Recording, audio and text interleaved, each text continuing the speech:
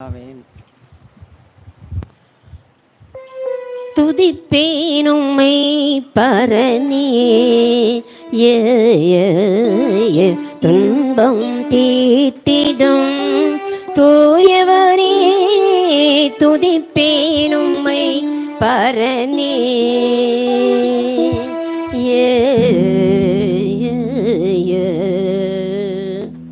மாறா மகிபனே, மாறா மகிபனே, மனுக்குல அரனே, மாறா மகிபனே, மனுக்குல அரனே. மானிடம் வாழ்ந்திட மாண்டுயிர்த்தோனே, மானிடம் வாழ்ந்திட மாண்டுயிர்த்தோனே. துதிப்பேன் உம்மை பரனே, துன்பம் தீர்த்திடும் தூயவனே. துதிப்பேன் உம்மை பரனே,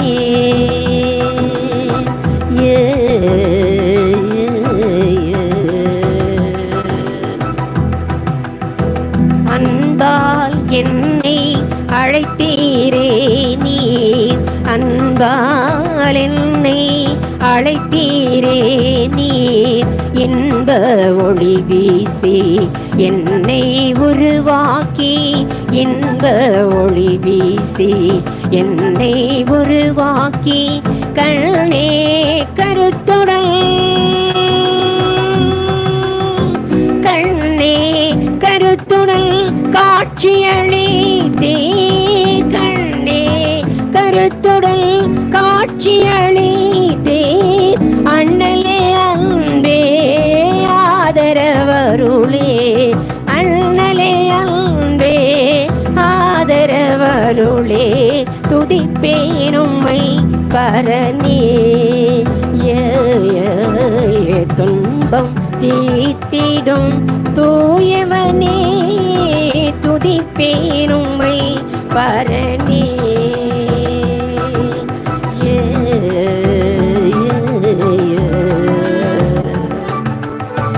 இன்ப துன்ப இடுக்கண்களிலே, இன்ப துன்ப இடுக்கண்களிலே.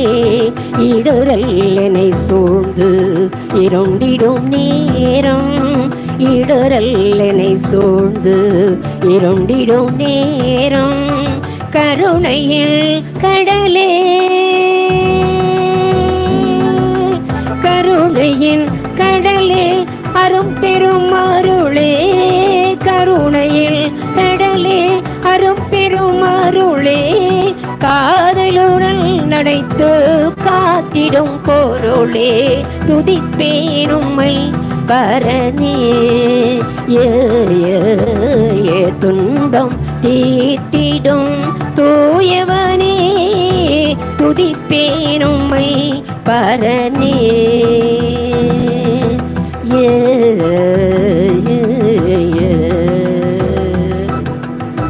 காத்தீர் என்னை கடந்த நாளில், காத்தீர் என்னை கடந்த நாளில்.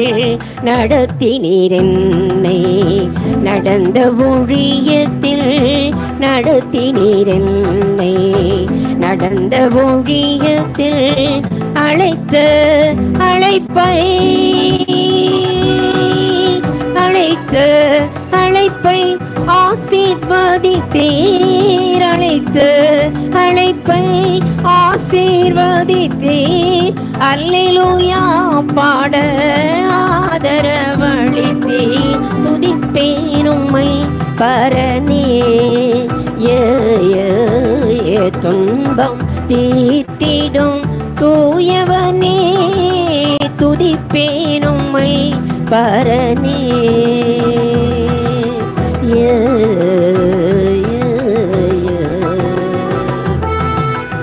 Oh, thank you, Lord Jesus. Amen, amen, amen. Hallelujah.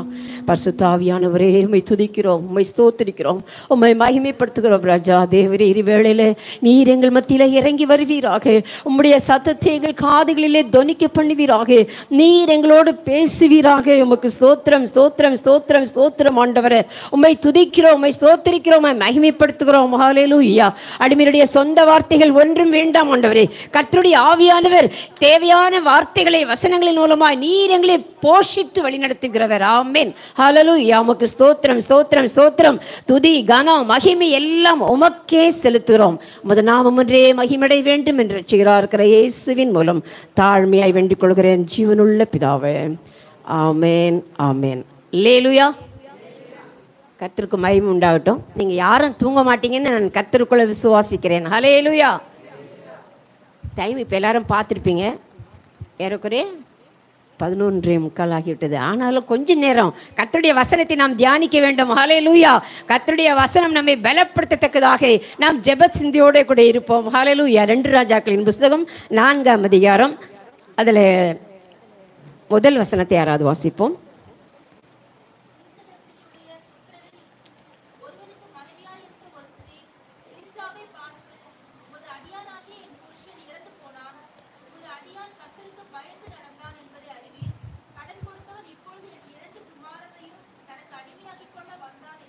ஆமென். ஹல்லேலூயா. இந்த பகுதியை மோஸ்ட்லி நம்ம எல்லாருமே படிச்சிருப்போம்னு நான் நினைக்கிறேன். தீர்க்கதரிசிகள் புத்திரர்கள் ஒருவனுக்கு மனைவியாக இருந்தவள். இங்கே எலிசா தீர்க்கதரிசிக்கிட்ட போய் பேச போகிறா.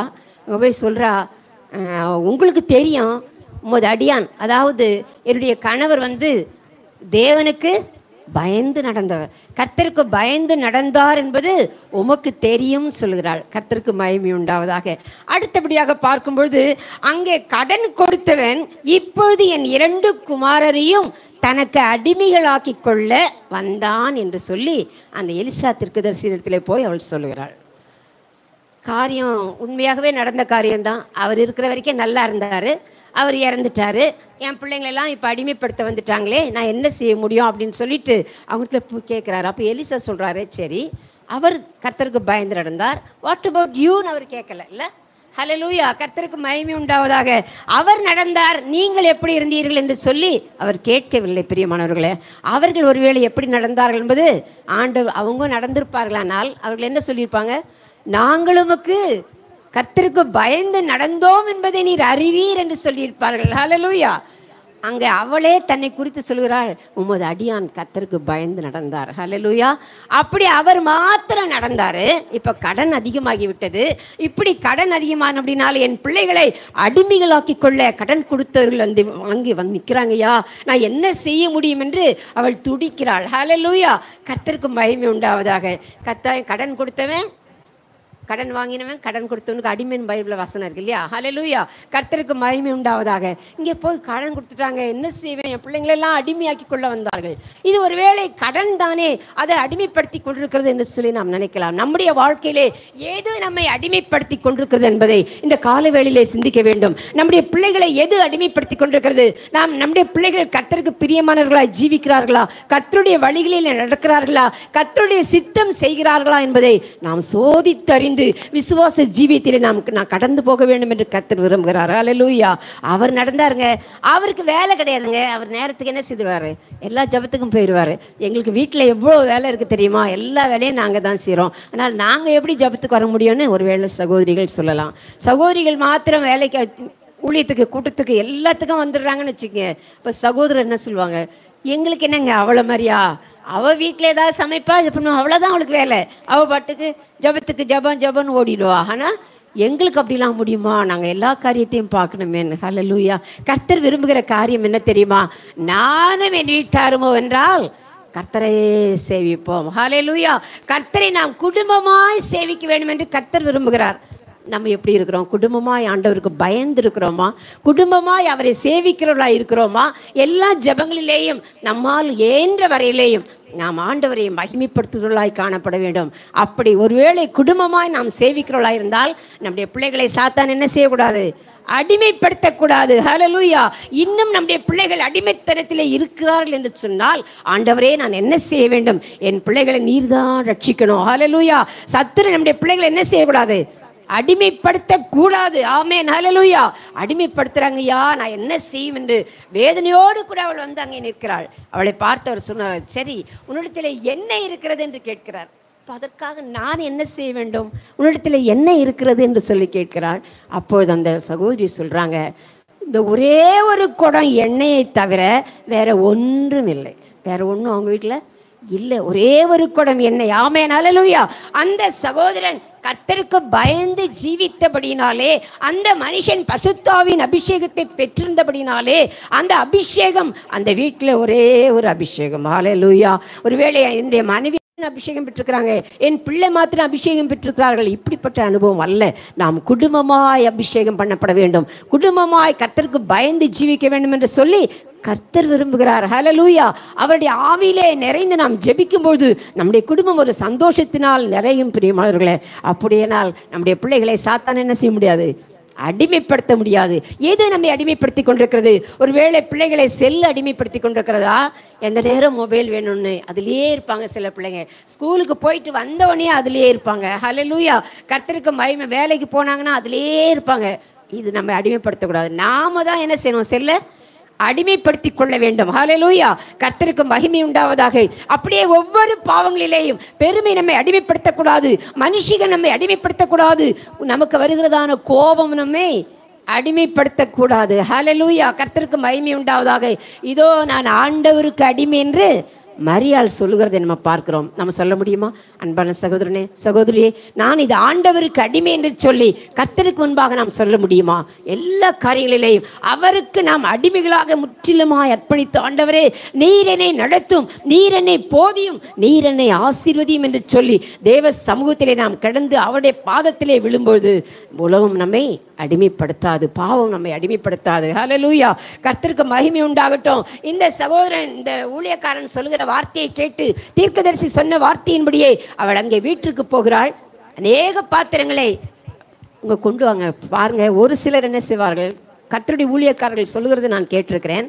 அந்த அம்மா நேராக அவங்க வீட்டுக்கு போயிட்டாங்களாம்.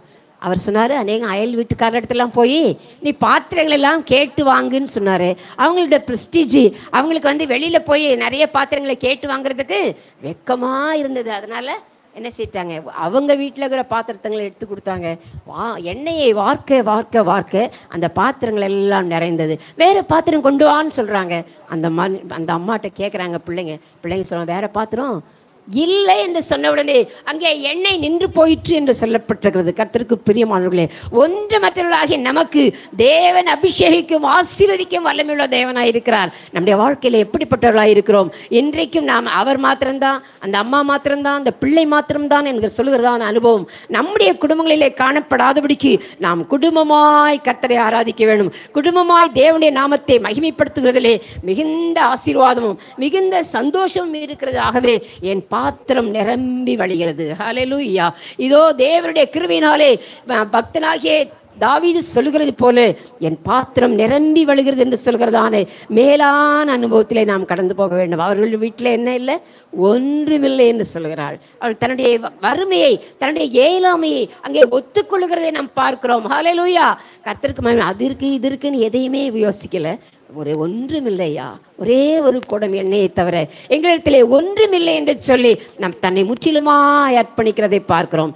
கர்த்தருடைய பிள்ளைகளாகிய நாம் எல்லா காரியங்களிலேயும் நான் ஒன்றுமில்லை, என்னிடத்திலே ஒன்றுமில்லை, நான் ஆண்டவருடைய பிள்ளை, எனக்கு தேவன் இரக்கம் செய்ய வேண்டும் என்று கர்த்தருடைய சமூகத்திலே நம்மை தாழ்த்த வேண்டும் என்று விரும்புகிறார். அவள் ஒன்றுமில்லை, ஒரே ஒரு குடம் எண்ணெய் இருக்கிறது என்று சொன்னால் அங்கே தேவனுடைய ஆசீர்வாதத்தை அவள் பெற்றுக்கொண்டாள். அந்த எண்ணெயை போய் நீ விற்று ஜீவனம் பண்ணு என்று சொல்லுகிறாள். அடிமைத்தனத்திலிருந்து அவருடைய பிள்ளைகள் மீட்கும் பொருளாக தேவன் பெரிய காரியங்களை செய்திருக்கிறார். ஹல்லேலூயா. இயேசு ஜீவிக்கிறவராக இருக்கிறார். கர்த்தருடைய நாமத்துக்கு மகிமை உண்டாவதாக. இதோ நம்முடைய சீஷர்களை குறித்து நாம் அறிந்திருக்கிறோம். யோவான் சுவிசேஷம் 21ஆம் அதிகாரம் 5ஆம் 6ஆம் வசனங்களை நாம் அதில் பார்க்கும் பொழுது அங்கே தேவனுடைய கர்த்தர் அவர்களை பார்த்து கேட்கிறாரு, பிள்ளைகளே புசிக்கிறதற்கு ஏதாவது இருக்கிறதான்னு கேட்கிறாரு. உடனே அங்கே அவர்கள் பார்த்து சொல்லுகிறார்கள், ஒன்றுமில்லையா, எங்கள்கிட்ட ஒன்றும் இல்லை, ராத்திரியெல்லாம் மீன் பிடிச்சு பிரயாசப்பட்டோம், ஒன்றுமே இல்லைன்னு சொல்கிறார்கள். கர்த்தருக்கு பிரியமானவர்களே, அங்கே ஒன்றும் இல்லை என்ற ஒப்புக்கொட்ட மாத்திரத்தில் ஆண்டவருடைய நாமத்துக்கு மகிமையாக தேவனுடைய வார்த்தைக்கு செவி கொடுத்து அங்கே கர்த்தர் சொல்லுகிறபடி அவர்கள் ஆழத்திலே வலைகளை போட்டார்கள். வலை கிழிந்து போக்கத்தக்கதான மீன்களை அங்கே பெற்றார்கள் என்பதை வேதத்தின் வாயிலாக நாம் அறிந்திருக்கிறோம். லூக்கா எழுதின சுவிசேஷம் 5ஆம் அதிகாரம் 5ஆம் வசனத்தில் நாம் பார்க்கும்பொழுது அங்கே முழுவதும் பிரயாசப்பட்டோம். ஐயரே, நாங்கள் ஏன்னா இது நமக்கு தெரிந்த சம்பவமாக இருக்கிறபடினால் நான் சொல்லிக்கொண்டே போகிறேன். முழுவதும் நாங்கள் பிரயாசப்பட்டோம், ஒன்றும் அகப்படவில்லை. ஹல்லேலூயா. நம்முடைய சுய பிரயாசங்கள் மத்தியிலே நாம் எதையும் பெற்றுக்கொள்ளக்கூடாதவர்களாக இருக்கிறோமா?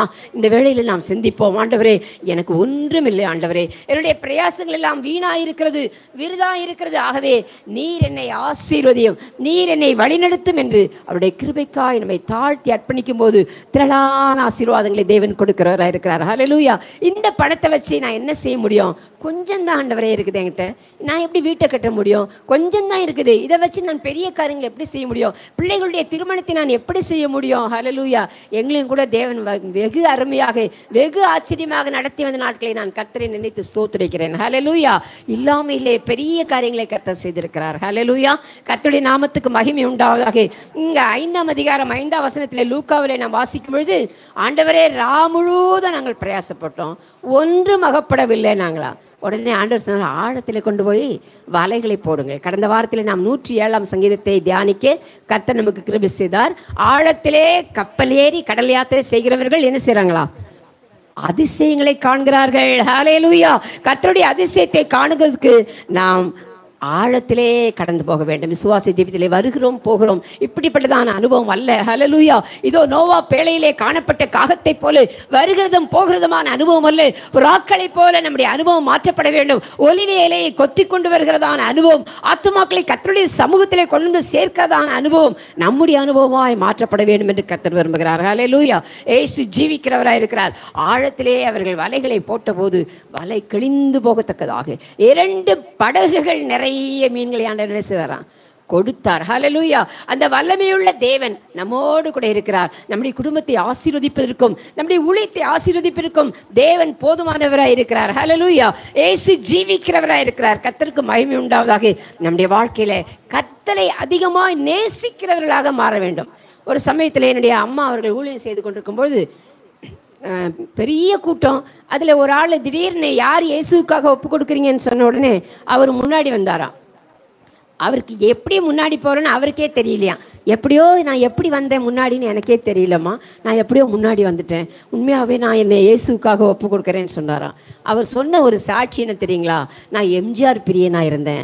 எம்ஜிஆர்னா நான் உயிரையே விட்டுக்கிடுவேன், அதுக்கு நான் என்ன செய்யணுமோ செய்வேன், அவ்வளோ ஆசையாக இருக்குமான்னு சொல்லிட்டு சொன்னாங்களா. இன்றைக்கி கூட பாருங்கள், சின்ன பிள்ளைகளெல்லாம் கேட்டிங்கன்னா எனக்கு விஜயை பிடிக்கும், எனக்கு அஜித்தை பிடிக்கும், அதை பிடிக்கும், இதை பிடிக்கும்னுவாங்க. கர்த்தருக்கு மகிமை உண்டாகட்டும். அந்த மனுஷன் எம்ஜிஆர் பிரியனாக இருந்தபடினால அவருக்கு மிகவும் அதில் பைத்தியம் மாதிரி இருப்பாராம். ஒரு நாள் அவங்க ஒய்ஃப் வந்து துணியை தச்சிக்கிட்டே இருந்துட்டு தெரியாமல் கொண்டு போய் அந்த கேலண்டரில் குத்திட்டாங்க. அந்த கேலண்டர் வந்து எம்ஜிஆருடைய படம் போடப்பட்டதான ஒரு கேலண்டர். அதில் போய் அந்த ஊசியை அவர்கள் குத்தி விட்டார்கள். நீங்கள் தெரிவிங்களா, நிறைய லேடிஸ் வீட்டிலலாம் கேலண்டரை தானே குத்துவாங்க, எங்கேயாவது அவசரமாக எடுத்துக்கலான்னு செய்வாங்க.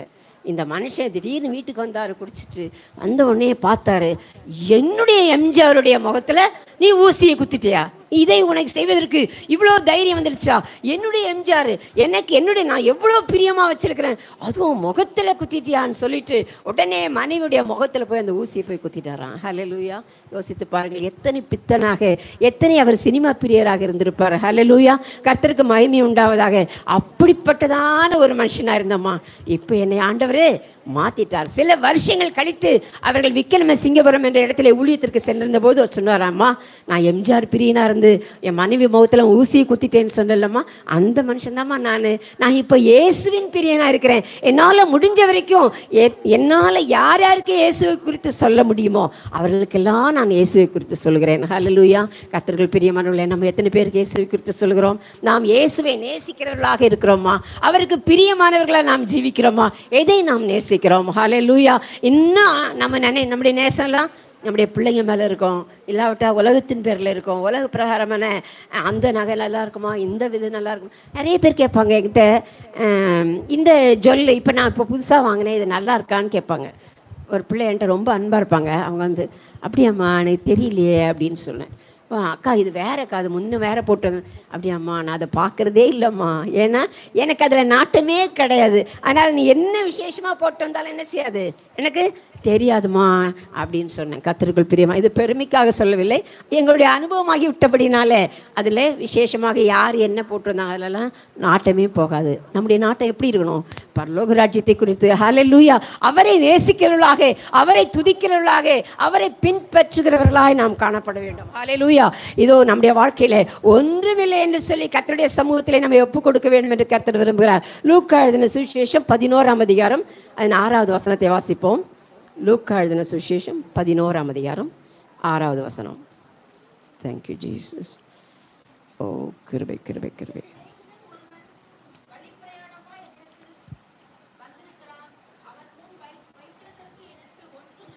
ஆமென் ஆமென். என் சிநேகிதன் ஒருவன் வழி பிரயாணமாய் வந்தான். அக்காலத்திலே வழியில் ரொம்ப தூரம் நம்மலாம் இப்போ போகிற மாதிரி டக்குன்னு காரில், டக்குன்னு பஸ்ஸில், பைக்கில் அப்படி கிடையாது. எல்லாம் நடந்தே போவாங்க, இல்லைன்னா கழுதியின் பேரிலே போவார்கள், ஒட்டகத்தின் பேரிலே பிரயாணமாய் போவார்கள். இப்படி அவர்கள் பிரயாணமாய் போகிற சமயத்தில் நடுராத்திரி ஆயிடுச்சு. இன்னொன்று போகிறதுக்கு ரொம்ப தூரம் இருக்குது. சரி, நம்ம இங்கே ஒரு ஃப்ரெண்ட் இருக்கான் இல்லையா, அவன் வீட்டில் போய் கொஞ்சம் ஸ்டே பண்ணிவிட்டு இந்த நைட்டு நான் தங்கிட்டு நம்ம பிறகு காலையில் போய்க்கலான்னு சொல்லிட்டு அவனுடைய ஃப்ரெண்டு வீட்டுக்கு போகிறான், சிநேகிதன் வீட்டுக்கு.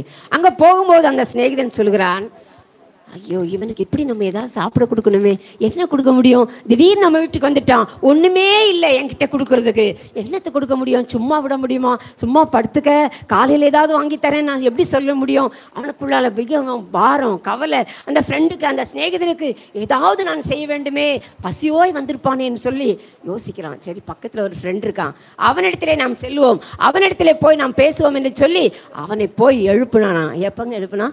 பாதி ராத்திரியிலே. ஹல்லேலூயா. இந்த பாதி ராத்திரி ஆஃப் நைட் ப்ரேயர் வைக்கிறோம். எத்தனை பேர் நம்ம அந்த ஜபத்துக்கு வருகிறோம்? ஹல்லேலூயா.